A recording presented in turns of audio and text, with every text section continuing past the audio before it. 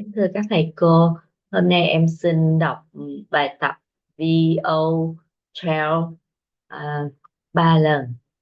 My school is small. It has many students. My classroom is big. I sit with my friends. My teacher is nice. My school is small. It has many students.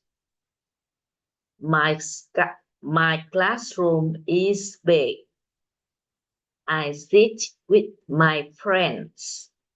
My teacher is nice. My school is small. It has many students.